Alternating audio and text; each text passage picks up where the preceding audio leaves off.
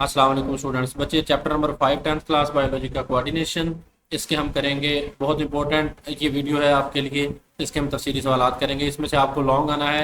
ये लॉन्ग वाला कम्बिनेशन है चैप्टर, ये कम्बिनेशन में शामिल है पेयरिंग में, तो आपने इसको अच्छी तरीके से करना है।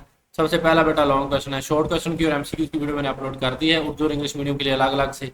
इसके लिए इंग्लिश मीडियम के लिए भी मैं अलग से अपलोड कर दूंगा, तो आप इसको अच्छे तरीके से कीजिएगा बच्चे। इनमें से आपको लॉन्ग आ जाना है।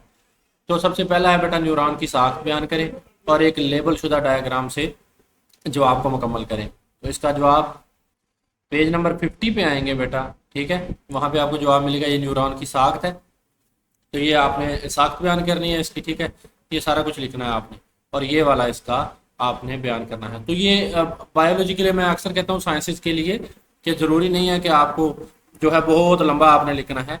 छोटा छोटा सवाल भी आप लिख दें और उसमें वो कीवर्ड्स हों जो मेन होते हैं, ठीक है, टॉपिक के, तो बस आपको पूरे नंबर मिलते हैं, ठीक है। तो कहानियां नहीं जाननी होती साइंस में, कहानी जानने का कोई नंबर नहीं मिलता। आप कहानियां बिल्कुल ना लिखा कर। तो न्यूरॉन की साख्त है। आपने इसके तीन जो बड़े हिस्से हैं वो बनाने हैं। सेल बॉडी है, डेंड्रॉइड्स हैं और एक्सॉन है। ये देखें बेटा, ये सेल बॉडी बनाएंगे। ये वाली सेल बॉडी है, ये डेंड्रॉइड है जो पैगाम वसूल करके सेल बॉडी की तरफ भेजते हैं, और सेल बॉडी से पैगाम लेकर जो जाता है उसे हम एक्सॉन कहते हैं, डेंड्रॉइड और एक्सोन, ठीक है। और ये आगे श्वान सेल्स हैं जो कि माइलन शीथ को सेक्रीट करते हैं, खाद बनाते हैं, ठीक है। और इनके दरमियान जहां माइलन शीथ नहीं लगी होती इसे नोड ऑफ रेनवियर कहते हैं, ठीक है। तो ये सारी चीज़ है। तो ये आपने डेंड्रॉइड और एक्सॉन का फंक्शन भी लिखना है और सारा कुछ लिखना है। तो यहाँ तक बेटा आपने लिखना है, ठीक है। ये डब्बे वाला चाहे बिल्कुल ना लिखिएगा। आपको जो पूछा गया है इसकी साख्त और इसकी साख्त बयान करें और उसका स्ट्रक्चर जो है ड्रा करें, बस आपके नंबर पूरे होंगे। उसके बाद है बेटा न्यूरॉन की तीन अकसाम में क्या फ़र्क है और मुशाबतें हैं, ठीक है। तो मेन जो है इसका बेटा, इसका जवाब यही है कि न्यूरॉन की तीन अकसाम पर नोट लिखें। सवाल उस तरह आ जाए या इस तरह आ जाए तो जवाब इसका एक ही होगा। बस आप सवाल को समझने की कोशिश करें। उसने पूछा है कि क्या फ़र्क है, तो फ़र्क तो इनकी डेफिनेशन जो आप लिख देंगे वही होगी ना, क्योंकि एक जो सेंसरी न्यूरॉन है वो सेंस ऑर्गन से, रिसेप्टर से पैगाम लेगा। इंटर न्यूरॉन नर्वस सिस्टम से पैगाम इंटीग्रेट करेंगे, और जो मोटर न्यूरॉन है, ठीक है, वो क्या करेंगे, वो इफेक्टर की तरफ पैगाम भेजेंगे। ये तो फ़र्क इनकी डेफिनेशन में आ गया। और मुशाबतें क्या हैं ये भी मैं आपको बता देता हूँ। तो इसका फ़र्क और मुशाबतें दोनों देखते हैं। ये देखें बेटा, आप इस टॉपिक पे आएंगे न्यूरॉन्स की एग्जाम, पेज नंबर 51 पे है, 51 पे। तो ये न्यूरॉन्स की एग्जाम है, ठीक है, टाइप्स ऑफ न्यूरॉन। तो ये सेंसरी न्यूरॉन है। इसका फर्क दूसरों से ये है कि ये नर्व पल्सेस को रिसेप्टर से वसूल करता है और सेंट्रल नर्वस सिस्टम यानी ब्रेन और स्पाइनल कार्ड की तरफ भेज देता है। उसके बाद ये वाले यानी कि ये सेंसरी न्यूरॉन है जो रिसेप्टर से पैगाम लेते हैं। और इंटर न्यूरॉन क्या करते हैं, दिमाग और स्पाइनल कॉर्ड में मौजूद होते हैं। सेंसरी न्यूरॉन से नर्व इंपल्स वसूल करते हैं और मोटर न्यूरॉन को मुंतकिल कर देते हैं। ये बड़ी डिटेल से लेक्चर मौजूद है बेटा, आप सुन सकते हैं, ठीक है।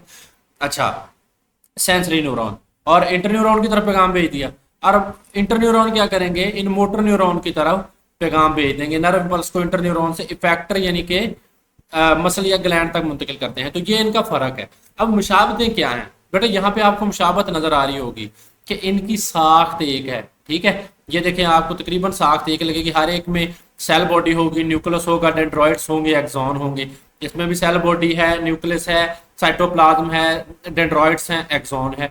इसी तरह तमाम न्यूरॉन्स का क्या होता है, मुशाबत ये है, सिमिलरिटी ये है कि उनका स्ट्रक्चर बिल्कुल एक जैसा होता है, ठीक है। तो आप सिर्फ आपने ये हेडिंग देनी है, ये आप फर्क की हेडिंग दे लीजिएगा अगर सवाल आए। अगर तो सीधा सीधा आए कि न्यूरॉन की एग्जाम बयान करें तो फिर तो आपने ये लिख देना। अगर फर्क आए कि फर्क क्या है, तो ये फर्क में आपने ये तीन हेडिंग लगा के लिख देना है। और अगर मुशाबत आए कि मुशाबत क्या है, तो आपने बेटा क्या लिखना है, आपने लिखना है कि इनकी साख्त क्या है। सबकी एक जैसी है, सब में सेल बॉडी भी होती है, सब में जो है साइटोप्लाज्म भी होता है, एक्सॉन भी होता है और डेंड्रॉइड भी होता है। सिर्फ ये एक छोटी सी डायग्राम बनाकर आपने ये फर्क है वाजिया कर देना है, ठीक है। तो ये छोटा सा लिखना है आप, यानी आपने सिर्फ ये बताना है इनका सेलुलर स्ट्रक्चर एक जैसा होता है, इस सेल का, न्यूरॉन सेल का, ठीक है। और इनका काम पैगाम पहुंचाना है, ये भी मुशाबत है, यानी कि तीनों पहुंचाते तो पैगाम ही है ना, ठीक है ना, चाहे वो सेंसरी हो, इंटर हो या मोटर हो।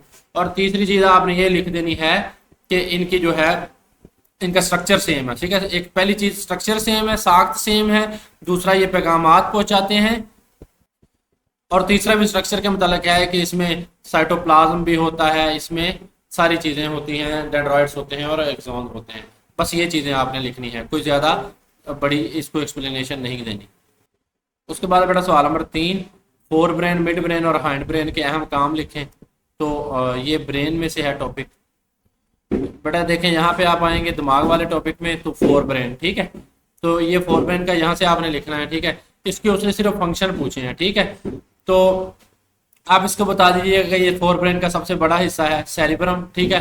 तो देखिए फोर ब्रेन का अलग से कोई फंक्शन नहीं लिखा हुआ, उसके मुख्तलिफ हिस्सों के फंक्शन लिखे हैं किताब पर। तो आप सेरिब्रम बता दीजिएगा जिस्म का सबसे बड़ा हिस्सा है, ठीक है। और उसके बाद हर सेरिब्रल हेमिस्फेयर में 4 लोब्स होती हैं। तो ये सवाल का जवाब आपने इस तरह लिखना है।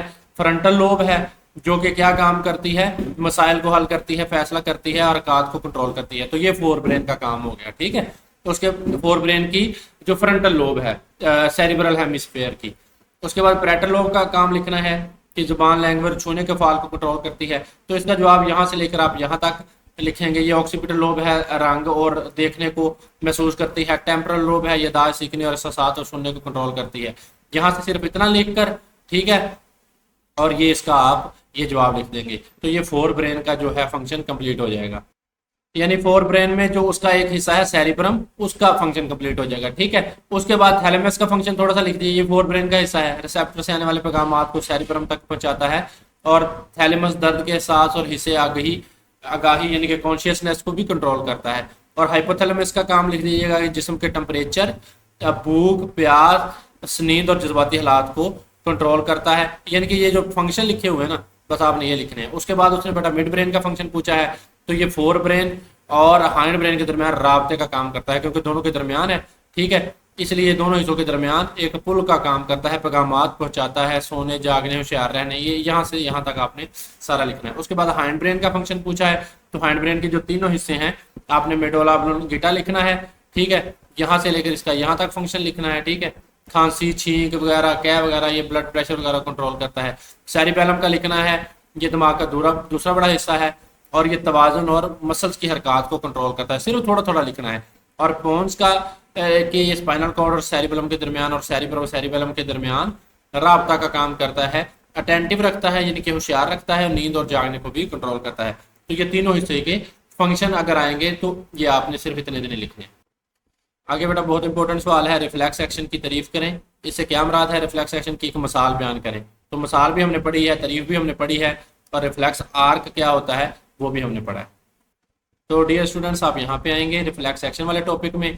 तेज गैर इरादी रिस्पॉन्स को रिफ्लेक्स एक्शन कहते हैं। रिफ्लेक्स एक्शन में दिमाग शामिल नहीं होता, और ये रिफ्लेक्स एक्शन की तारीफ है, ठीक है। और रिफ्लेक्स एक्शन को रिफ्लेक्स आर कंट्रोल करता है। यहाँ से आप रिफ्लेक्स आर की तारीफ लिखेंगे, यानी कि जहां जहां से रिफ्लेक्स एक्शन प्रोड्यूस करवाने के लिए, ये गैर इरादी रिस्पॉन्स प्रोड्यूस करवाने के लिए जहां जहां से नर्व इंपल्सेस गुजरेंगे ना, उस सारे रास्ते को हम रिफ्लेक्स आर कहते हैं। तो ये रिफ्लेक्स आर की डेफिनेशन लिखनी है। और ये मिसाल आपने बेटा देनी है, जब हम हाथ किसी गर्म शोला से दूर खींचते हैं इसके मतलब सोचे बगैर ही, तो ये रिफ्लेक्स एक्शन है, ठीक है। तो ये उसका सारा रास्ता है जो उसने पूछा है। पहले हमारे जिल्द पे जो है वो आग का शोला हमें महसूस होगा, रिसेप्टर उसको महसूस करेंगे, स्टिमुलस को, ठीक है। सेंसरी न्यूरॉन तक ये पैगाम पहुंचेगा, इंटर न्यूरॉन उसको इंटीग्रेट करेंगे, इंटर न्यूरॉन नर्व इंपल्स को मोटर न्यूरॉन की तरफ भेज देंगे, मोटर न्यूरॉन नर्व इंपल्स को इफेक्टर यानी कि बाजू के मसल की तरफ भेज देंगे, बाजू का मसल इफेक्टर यानी कि वो इफेक्टर है तो वो रिस्पॉन्स क्रिएट करवाएगा और सुकड़ कर पीछे की तरफ हो जाएगा और हमारा हाथ पीछे खींच जाएगा। तो ये सारा क्या है? ये एक रास्ता है। तो ये एक सारा रास्ता है, ये आपने ड्रा करना है। ये स्पाइनल कॉर्ड पे बड़ा बेहतरीन अंदाज में मैंने लेक्चर अपलोड किया है बेटा, तो आप वहाँ पे देख लीजिएगा, ठीक है। तो ये वहाँ पे आपको ये सारा रास्ता है, जहाँ से आग का शोला आया, जिल्द के रिसेप्टर ने इसको फील किया, सेंसरी न्यूरॉन ने इंटर न्यूरॉन तक भेजा, यहाँ पे स्पाइनल कॉर्ड में मौजूद थे, ठीक है। दिमाग इसमें शामिल नहीं था। इंटर न्यूरॉन नर्व इंपल्स को मोटर न्यूरॉन की तरफ भेज देंगे, ये मोटर न्यूरॉन लेकर बाहर की तरफ आते हैं और ये हाथ क्या है, पीछे चला जाता है आग से, ये दूर चला गया, ठीक है। तो ये आपने सारा रास्ता बयान करना है। आगे बेटा पिट्यूटरी ग्लैंड के हार्मोन बताएं, सवाल नंबर 5 है, और इनके अफाल लिखें, ठीक है। तो पिट्यूटरी ग्लैंड के बेटा आपको पता है कि 2 किस्म के जो हैं लोब्स हैं, एक है एंटीरियर पिट्यूटरी, एक है पोस्टीरियर पिट्यूटरी, ठीक है। तो पिट्यूटरी ग्लैंड यहाँ से आप लिखेंगे तो दिमाग में पाया जाता है, ठीक है। अगर ये आप ना भी लिखें तो कोई मसला नहीं है, आप यहाँ से भी लिखना शुरू कर सकते हैं कि एंटीरियर लोब के हार्मोन कौन से हैं, ग्रोथ हार्मोन है जिसे हम सोमैटोट्रोफिन कहते हैं, ठीक है। तो जो कि नशोनुमा करवाता है, ग्रोथ का मतलब ही नशोनुमा है, ठीक है। तो अगर ये इसके आप ना फिर साथ इसके वो भी लिखेंगे डिसऑर्डर्स। मिसाल के तौर पर अगर ग्रोथ हार्मोन ज्यादा खारिज हो जाए तो ज्यादा नशोनुमा हो जाती है, उसे हम जैगेंटिज्म कहते हैं। जैसे ये बंदा है बहुत लंबा हो गया, ठीक है, क्योंकि इसमें ग्रोथ हार्मोन सोमैटोट्रोफिन ज्यादा सिक्रीट हो गया। दूसरी तरफ अगर ग्रोथ हार्मोन नॉर्मल से कम बने तो जिसम में नशोनुमा कम होती है और ये बंदा बोना रह जाता है, इसको हम ड्वार्फिज्म बोलते हैं, ठीक है। तो ये ग्रोथ हार्मोन है एंटीरियर लोब का। पिट्यूटरी की दो लोब है ना बेटा, ये देखें, एक एंटीरियर लोब है, एक पोस्टीरियर लोब है, ये दिमाग में होता है, ठीक है। तो एंटीरियर लोब के अलग हार्मोन है, पोस्टीरियर के अलग हार्मोन है, ठीक है। तो दूसरे हार्मोन आप इसका लिखेंगे एड्रीनोकार्टिकोट्रोपिक हार्मोन। मैंने एक ही लेक्चर में ये सारा जो एंडोक्राइन सिस्टम है बेटा वो मैंने कवर करवाया है। 25-30 मिनट का लेक्चर होगा, तो आप उसको देख लीजिएगा, ये सारी मैं तफसील बयान की है। Thyroid stimulating hormone thyroid gland को तहरीक देता है थायरोक्सिन हार्मोन बनाने की। ल्यूटेनाइजिंग हार्मोन है, ये ओवरी से एग बनाने में यानी कि ओवुलेशन करवाने में मदद देता है। और मेल्स में ये टेस्टिस को सेक्स हार्मोन बनाने की तहरीक देता है। तो ये चीजें, तो ये एंटीरियर लोब के आपने ये 4 हार्मोन लिखने हैं, ठीक है। और पोस्टीरियर लोब के आपने, ये आपको तकरीबन 5 नंबर का सवाल आएगा। तो ये पोस्टीरियर लोब के आपके 2 हार्मोन है। एंटी डायूरेटिक हार्मोन है, यानी कि जो जिसम में पानी को कंजर्व करने के लिए पेशाब कम बनाने में मदद देता है, और जिसम में पानी जो है वो उसकी री एब्जॉर्प्शन करवाता है, यानी कि पानी वापस गुर्दों से खून में चला जाता है और पेशाब कम आता है, ठीक है। और ऑक्सीटोसिन हार्मोन है, ये बच्चे की पैदाइश के दौरान जो यूट्रस होती है उसमें सकड़ाव की तहरीक देता है। और उसके अलावा ब्रेस्ट फीडिंग के दौरान बच्चे को जो है दूध पिलाने के दौरान भी ये इसको मदद देता है, ठीक है। तो ये ऑक्सीटोसिन है। तो इसके बेटा 4 जो है हार्मोन एंटीरियर लोब के हैं और 2 क्या हैं पोस्टीरियर लोब के हैं, ठीक है। तो ये आपने लिखने हैं इनके फंक्शन। उसके बाद है एड्रीनल ग्लैंड, पेंक्रियाज और ओवरीज टेस्टिस पर नोट लिखें। तो एक बात वाजह है कि ये सवाल आपको पूरा नहीं आएगा इस तरह, ठीक है। एड्रीनल ग्लैंड या पेंक्रियाज अलग से पूछेगा, पेंक्रियाज अलग से लॉन्ग क्वेश्चन है, ओवरीज या एड्रीनल ग्लैंड अलग से है, ओवरीज और टेस्टिस अलग से है, ठीक है। तो ये एक ही में पूछकर उसने बस ना ऐसे बात खत्म की है, वैसे आपने ये अलग अलग करना है, ठीक है। तो मैंने जो है लेक्चर अपलोड किया बेटा, आप लेक्चर देखेंगे आपको सारा पता लग जाएगा लॉन्ग किस तरह आपने करने हैं, ठीक है। तो आप लेक्चर लाजमी देखिएगा, प्लेलिस्ट मौजूद है चैनल पे, आप चैनल खोल के देखिएगा। तो एड्रीनल ग्लैंड हम देख लेते हैं, पैंक्रियाज और सारे देख लेते हैं। तो एड्रीनल ग्लैंड बच्चे ये गुर्दे के ऊपर मौजूद होता है, ठीक है। तो एड्रीनल ग्लैंड गुर्दे के ऊपर मौजूद होता है, हर गुर्दे के ऊपर मौजूद होता है। तो उसकी जो एक साख्त होती है एड्रीनल मेडुला और एक होती है कॉर्टेक्स, यानी कि जो बाहर वाली है वो कॉर्टेक्स है और उस ग्लैंड की जो अंदर वाली है वो एड्रीनल मेडुला है, ठीक है। तो ये 2 किस्म के हार्मोन खारिज करता है। मिसाल के तौर पर एड्रीनल मेडुला है जो 2 हार्मोन बनाता है, एक को एपिनेफ्रिन है और एड्रीनालिन भी बोलते हैं, जबकि दूसरा नॉर एपिनेफ्रिन है या नॉर एड्रीनालिन है। ये एक ही नाम है, ये दोनों एक ही नाम है, ठीक है। ये सिंपैथेटिक नर्वस सिस्टम में इमरजेंसी रिस्पांस करवाता है, यानी कि सिंपैथेटिक नर्वस सिस्टम वो है जो हमारा हमदर्दी वाला सिस्टम है। जब हमें कोई इमरजेंसी होती है, मिसाल के तौर पर आपके पीछे कोई कुत्ता लग गया है या आप कहीं से डर कर भाग रहे हैं, तो उसमें ये क्या है आपकी मदद करता है ताकि जिस्म को फाइट और फ्लाइट रिस्पांस के लिए तैयार रखे। ये दिल की धड़कन को बढ़ा देगा, ग्लूकोज को बढ़ा देगा, फेफड़ों को खून का बहाव बढ़ा देगा, चाहे आप जल्दी जल्दी सांस लेना है, आपने भागना है वहां से, ब्रोंक्यूल्स को खोल देगा, पीपल फैला देगा। एड्रीनल कॉर्टेक्स है जो दूसरा ये वाला बाहर वाला हिस्सा, इससे कार्टिसोल हार्मोन निकलता है और एल्डोस्टेरोन हार्मोन निकलता है। जो कार्टिसोल हार्मोन है वो प्रोटीन से ग्लूकोज बनने के अमल को तेज करेगा और एल्डोस्टेरोन हार्मोन है गुर्दों में पानी को रोककर ब्लड प्रेशर और खून के हुजूम में इजाफा करेगा। तो ये बेटा है एड्रीनल ग्लैंड। तो ये अलग से भी लॉन्ग क्वेश्चन आपको 4 नंबर का आ सकता है, ठीक है। और आगे उसने पैंक्रियाज पूछा है, तो पैंक्रियाज हम अपने लबलबे को बोलते हैं, तो इस पे आप पूरा ही नोट लिखेंगे अगर ये अलग से लॉन्ग क्वेश्चन आएगा यहाँ तक, ठीक है। तो यहाँ तक आप इसमें नोट लिखेंगे, आप इसमें बयान करेंगे कि अच्छा ये देखें ये हमारा ना डबल ग्लैंड है।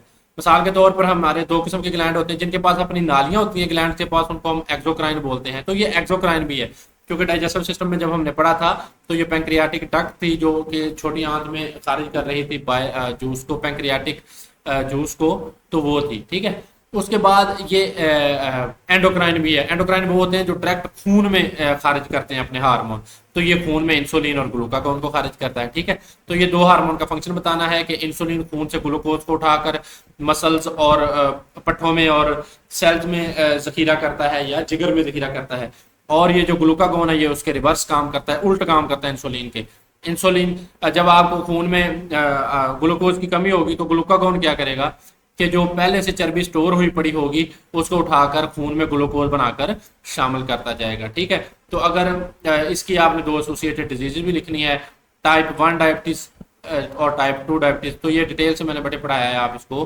देख सकते हैं। उसके बाद उसने पूछा है बेटा ओवरीज और टेस्टिज वाला गालबन, हाँ ओवरीज और टेस्टिज वाला, तो इनको हम गुनेड्स भी बोलते हैं। वो सीधा सीधा ये पूछता है कि गुनेड्स पर नोट लिखे। इतना सवाल कई दफा 4 नंबर का बोर्ड में लॉन्ग आया है। ठीक है, तो गुनेड्स क्या हैं, ओवरीज भी हैं और नर में टेस्टिज, यानी अगर फीमेल की बात करें तो ओवरीज होंगी, अगर मेल की बात करें तो उसमें टेस्टिज होंगे, यानी कि जो गैमेट बनाते हैं, तो जिनसी हार्मोन यानी कि सेक्स हार्मोन भी बनाते हैं। तो ये अब ओवरीज का काम है, इसमें से हार्मोन निकलते हैं एस्ट्रोजन और प्रोजेस्टेरोन। ये हार्मोन ओवरी से एग निकालने में मदद देते हैं और मादा की सेकेंडरी खसूसियात को भी कंट्रोल करते हैं। और नर में जो है बेटा वो टेस्टिस हैं, ये सेक्स हार्मोन का एक ग्रुप है, यानी कि एंड्रोजन बनाते हैं।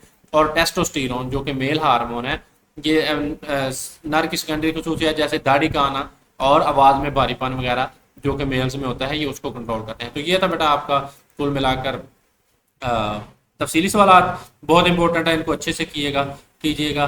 अगर वीडियो को बेटा आप लाइक करें और चैनल को सब्सक्राइब करें तो बहुत शुक्रिया। चलें बच्चे, अल्लाह हाफिज़।